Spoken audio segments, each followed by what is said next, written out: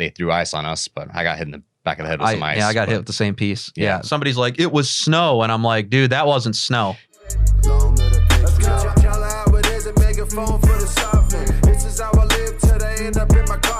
All right, guys, welcome back to Red Top Report. I'm your host, Joe Enders, and as I'm sure most of you people are probably aware, we attended a little bit of an event about a week ago.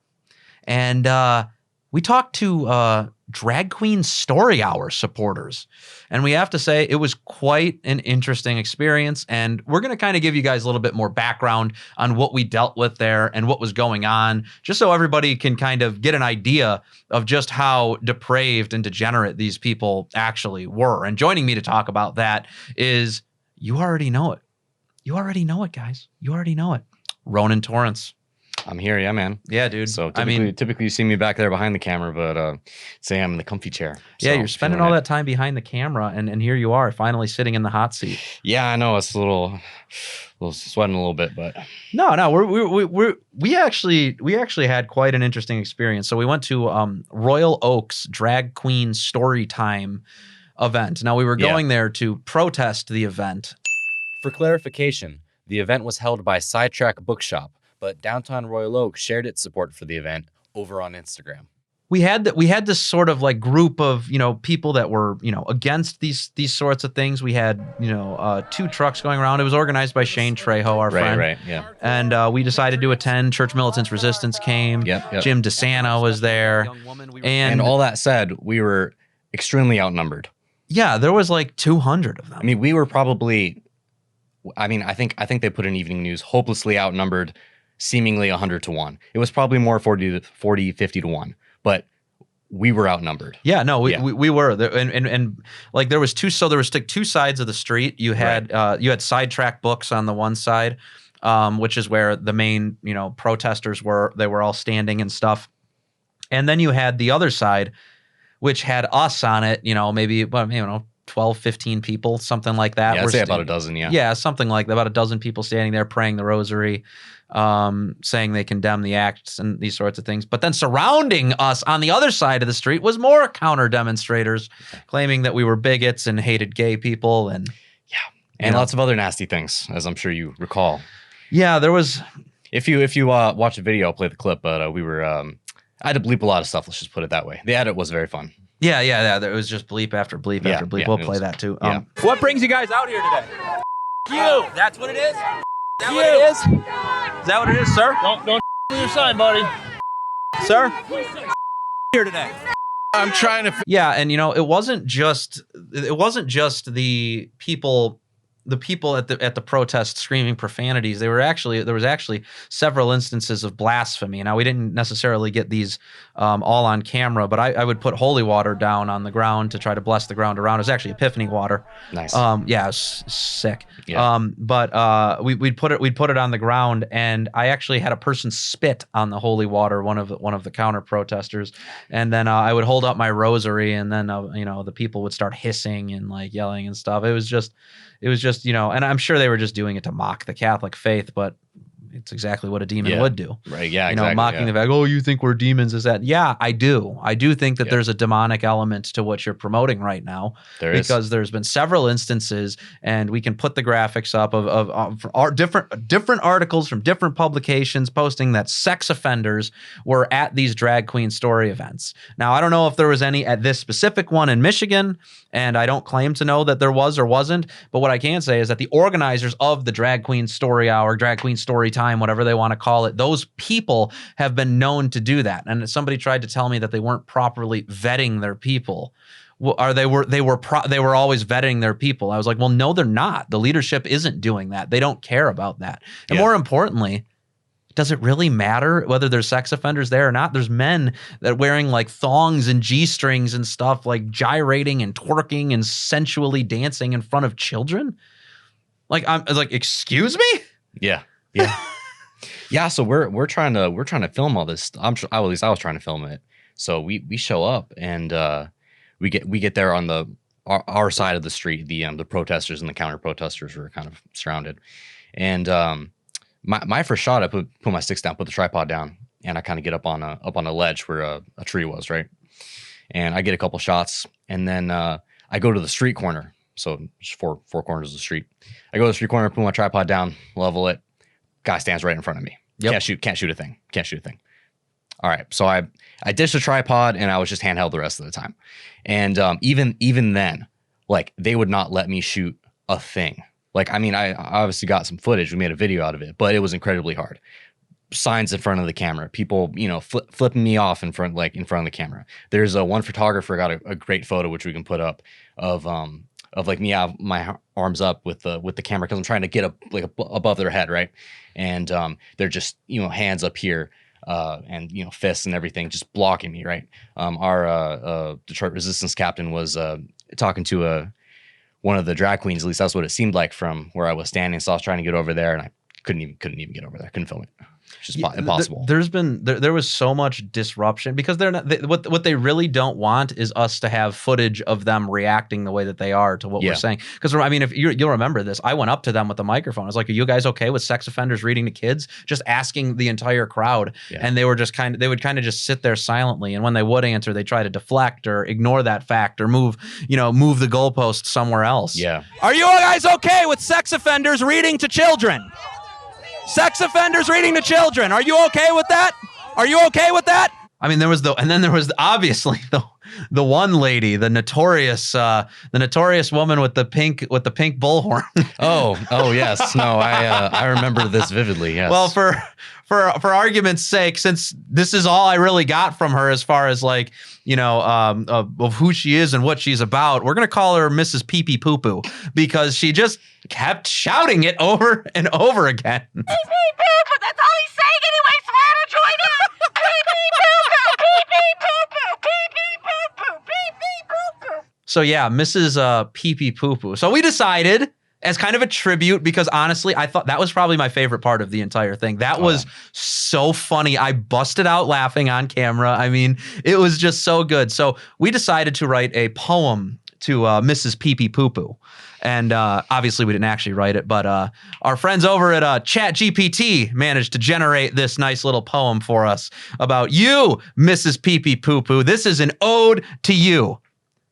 Of all things we may hold dear, there's one we must address in fear.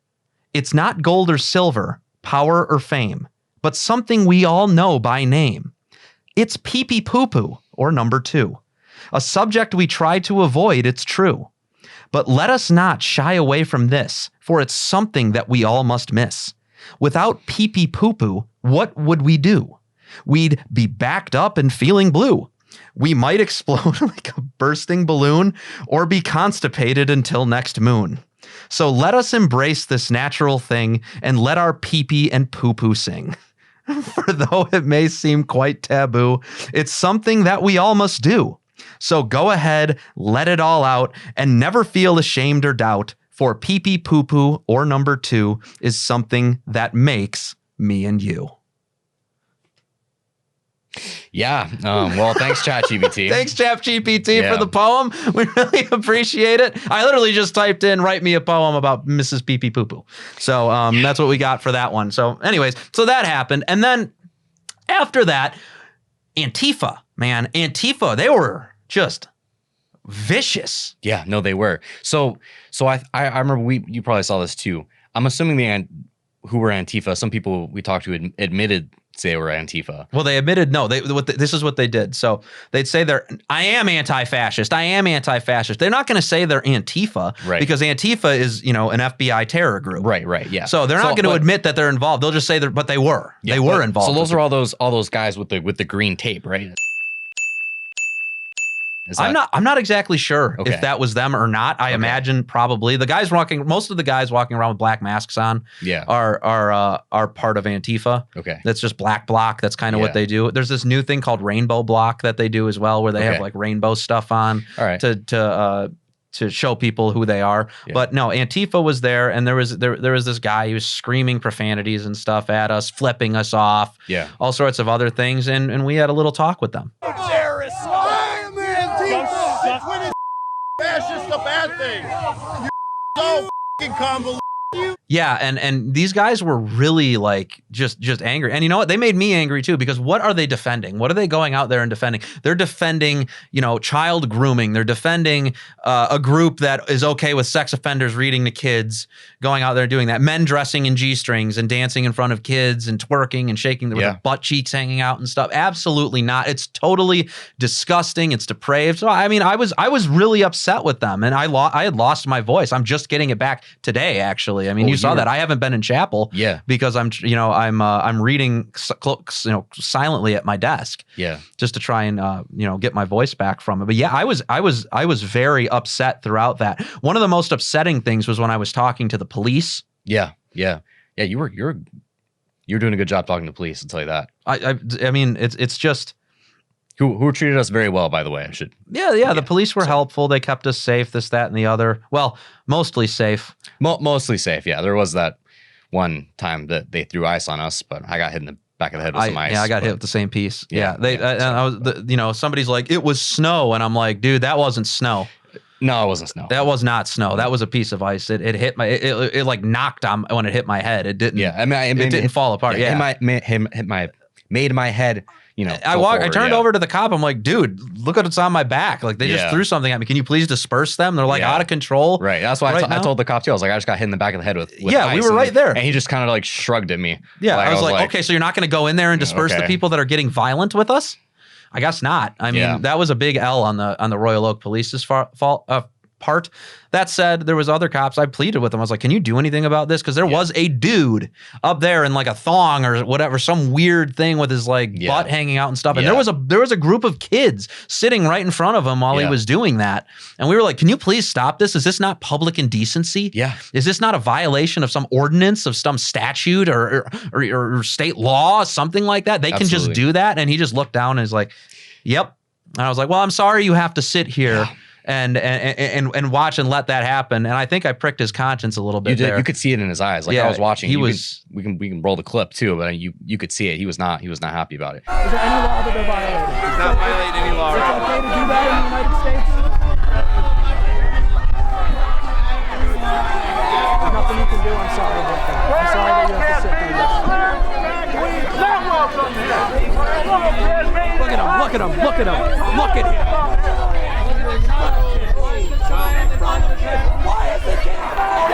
Those kids too, like there's a lot of photographers there. You can see we can put up some photos, but like my personal experience watching them leave, these children were just shocked. I don't know if it was mainly from the all of their protesters. There was hundreds of them. I don't think it was us. I definitely wasn't. We were far. We never even got close to any children. We couldn't get close. They were surrounded by Antifa. Yeah. The police wouldn't even let us go to the other side and talk. They were shooing us out. Yeah. They were like, we reckon the guy one time it's on the record. He's like, he recommended we go to the other side. He's like, you shouldn't be over here. Yeah. My suggestion is maybe we go across the street. You understand? Yes, I understand. And then even when you were you talked to a gentleman and that one woman that we ended up having like a little interview with, there was a lady in a blue hat who talked to another woman who had a walkie, and they were like, you can see it in the record. They're walking around, they're talking to each other, and then they end up pushing us all the way across. There's train tracks right there, but they go through the street. Yeah, the majority of the people that are doing these. But even before that happened, they were actually pushing me. The cops actually had to intervene. Yes. That's the one time they did intervene. Yeah, they jumped in because I'm like, dude, they're literally like trying to like trample me right now. Yes. I mean, they're very weak, so they didn't really move me. No, they didn't really move you. Yeah. But they were pushing their signs up against you. Yeah, they're pushing their signs, trying to get me to move and stuff. I was like, officer, get these people off of me, please. Yeah. You know what I mean? And then officer jumped in. He took care of business, and they backed off. Yeah. Hands off, hands off, hands off, hands off, hands off. They're putting their hands on me. There was probably there's a thing about the woman that we did interview that was cordial and nice and all those things. Yeah. They have these people at protests. I'm not saying she's one of them or that I know, but I'm saying that this is a typical thing at a protest. people like that are enlisted by the people that are holding the counter protest, the organizers, to draw the controversial person away from those people. So that's why she immediately started, after we were talking to her, started walking away from the protest. Oh, I can't hear this, that, and the other. But she starts walking us, trying to get us away from their counter protest so we can stop disrupting it, stop making it uncomfortable for the other protesters there. Right. And I really think that that's what she was doing. I don't care. I've let that happen. I knew it was going on. I was like, I'm pretty sure this is what's happening. I'm just gonna go, but I'm gonna roll with it because I really wanted to talk to her and get her perspective and let her speak her mind on camera. And it didn't go too well for her. What is your definition of gender versus your definition of sex? I mean, it's the exact same thing. It's not the exact same. It is. It's actually been redefined by several gender activists. It actually started with Judith Butler, who said that biological or gender is prediscursive of sex. They tried to separate the two. This was made up. This was made up by the feminist movement, and they were bankrolled by the LGBT community. Yeah, I mean, she just got destroyed in the discussion. It just didn't really go well for her. No, it didn't at all. No, every which way. And then there was the people who you started talking about. She was like, what did she say? What are you worried about? And you said, oh, something. I'm worried about sex offenders raiding the kids, number one. And then some other lady, I don't know who it was, but it was like, what about sex abuse in the Catholic Church? And then like your response, you were on it. I was just like, boom. I turned around right away. I was like, I'm glad you asked. Yeah.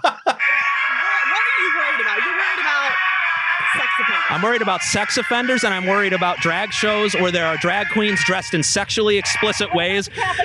I am 100% against sex abuse in the Catholic Church. I work for Church Militant. You can go look it up. It's our job to give whistleblowers about sex abuse in the Catholic Church a chance to speak out and tell their story and get those priests out of either the priesthood or in jail if we can get them in jail. Is that good? I mean, we agree that we both don't like That's good, right? No, I don't dislike Catholics. I am a Catholic. See, look, I got this right here. This is Saint Therese of Lisieux. She's a saint. She's called the Little Flower. And we actually get these comments all the time, like in the comments on Red Top, is like, well, the Catholic, what about the Catholic? I think because we have our own channel, they have no idea that we're with Church Militant. Yeah. And it's like you would never say that in a Church Militant comment.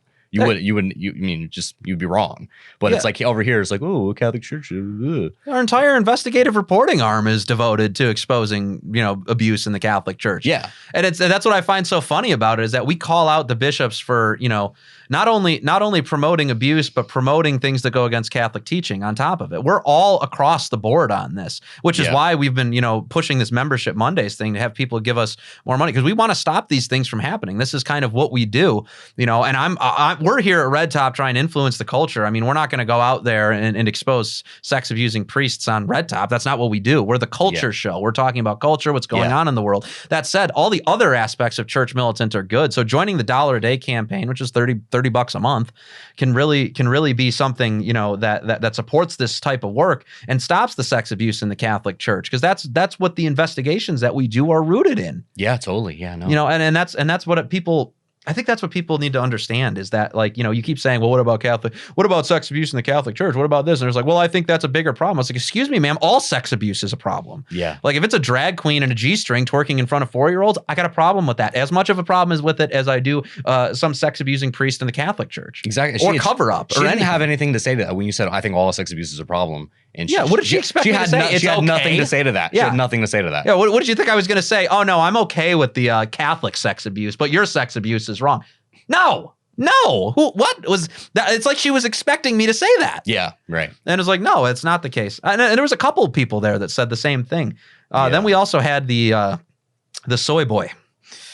Remember the soy boy who said, oh, I'm a Christian, come talk to me. And then started saying, he's like, Jesus was like drag queens. Yeah, he said, I forget. I'll have to play the clip, but drag queens are just like Jesus or something. He said, I think he said drag queens do exactly what Jesus did. and he said promote love and promote acceptance 100%. Yeah. Disrupt this. Queens do the same thing that Jesus Christ did. They promote love and they promote acceptance. Really? What do you think? Jesus did promote love. Yeah. I mean, he's right about that half of it, but the second half, he did not promote acceptance in any way. And actually, there's a part of scripture where he said that he was going to be a divider. Yeah. It actually is like the exact word. No, like he turning father against son, brother against sister, things like that. Yeah. He's going to do that because there's going to be people that refuse to accept the gospel and his truth. Yeah. Was it bringing the sword, right? They'll sell your tunic and buy a sword. Yeah. I mean, that's the other thing. Like there's spiritual warfare. There's this idea of good and evil. There being a battle, there being a division, there being, separating the sheep from the goats. I mean, how many different biblical references do these people need? No, Jesus does not promote acceptance at all. He will accept anybody who's willing to repent. That's the only acceptance that there is. If you're willing to be sorry for what you're due and have a firm purpose of amending that sin that you've committed, cool. Absolutely. Everyone's welcome. It doesn't matter if you're gay or a drag queen or a transgender person. If you're willing to let that lifestyle go behind you, you're welcome to come to the Catholic Church. You're welcome to be baptized, receive your sacraments, all those things. If that's what they mean. If that's what they mean by acceptance, then I'm down for it. But it's not. What they're saying is that we need to be allowed to keep sinning and still be accepted. Yeah, exactly. No, that's not how it works, and that was never how it works. Yeah. How St. Paul says, man, nothing impure can enter heaven. Yeah, amen. So you think the guy twerking in front of kids is going to get to heaven? I mean, no, probably not. No, probably not. So repent. Yeah.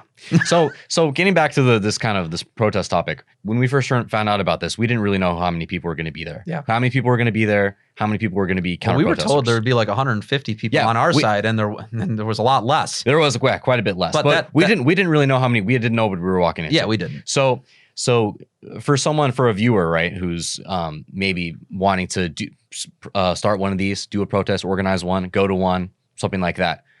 Should you do it? Should you go? Yeah, they should absolutely be going. A matter of fact, it's like a moral duty. Would you, if you knew that there, for example, was, a child molester living next door to you that was molesting children, would you just ignore it?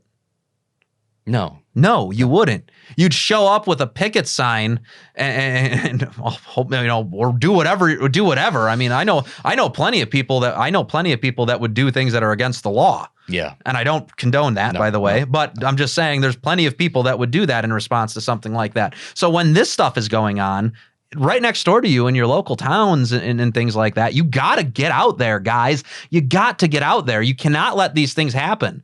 I gave a speech about this when I was, I think it was an interview with Jesse Romero or something like that, where I said, how can you sit there and let that happen? How can you sit there and let that happen? I don't understand that. Where are the Catholic men? That's the type of stuff we're called to stop. And we proved our point, guys. We had it happening near us, and we went there and we confronted it. So I expect the same from all of you guys. You need to get out there. You cannot let children be abused. Show up, be loud, be confrontational, let them know that you do not stand for this. That's what you're called to do. You cannot let men in G-strings twerk in front of 4-year-olds. You cannot allow that. You can't be a Catholic and allow that. You can't be a Christian and allow that. You can't even be an American and allow that, quite frankly. That's true. I don't know. I don't know how much clearer I can be about this. And here's the thing: you have to show up. But not only do you have to show up, you have to show up and be effective. You have to be noticed. What does being effective look like, Joe? I mean, being effective, pretty simply, you need to be noticeable, you need to be convincing, and you need to be passionate. Those are the things that you need to be when you're at these events. You need to show all the people out there that you actually believe what you're saying. You know your stuff. Yeah. And you're unafraid to say it. I mean, there's a fearlessness, a courage aspect to all this stuff that these, especially young men. Oh yeah. Young men, that they need to be presenting to the world, because it seems like their side is always so vocal, always so passionate, always out there, and everybody gets to see it on full display. But our guys are sitting at home. Yeah, no, they are. Why are you sitting at home? Why are you sitting at home, guys? Why are you sitting down and watching Red Top Report and not doing what Red Top Report is saying? Keep sitting down and keep watching Red Top Report, but please learn something from it. Learn from our example that we're trying to set for you. We're trying to teach you. It's so important. It's so important that you guys man up because we are the future, and there's no one else that can do this except for you guys. So, we're going to be out there again, by the way, when this is going on. We're going to organize another protest. There's going to be more people there this time. Oh, yeah. We'll get the details on that, and we'll be promoting it when it comes out because we're showing up again. This isn't over. And this time we're not going to be outnumbered like we were last time. We're going to enlist the young men to show up there and to pray and to represent the Catholic faith. Because that's what we're about here at Red Top. I mean, hopefully we'll hear the rosary praying from 2 blocks down. Yeah, and that's how many of us should be there. Exactly. Yeah. I mean, and it's unacceptable that the protest was as small as it was. So we'll be getting people there. You just wait, guys. I think that's all we're going to talk about, though, as far as this goes, Ronan. I mean, that's all we got. I think we covered it all. That was our experience. It was a wild ride. It was an absolutely wild ride. It was crazy. It was insane. All right. Well, thanks for coming on, Ronan, and we'll see you on the next episode of Back Over There. You'll see me back over there on my stool. Yeah, exactly. Yeah. We got to get you a chair. Well, there's a good segue for you to buy me a coffee. Yes. So, if you want to buy Ronan a chair, go to buymeacoffee.com, and you need to give us your money there. Give Us the Money by Maeve Clock. So please, head over there, like and subscribe to the channel. Be sure to click that notifications bell when you subscribe as well so you know when we're bringing new content out. And with that said, guys, that's all we got for today. We'll see you next time.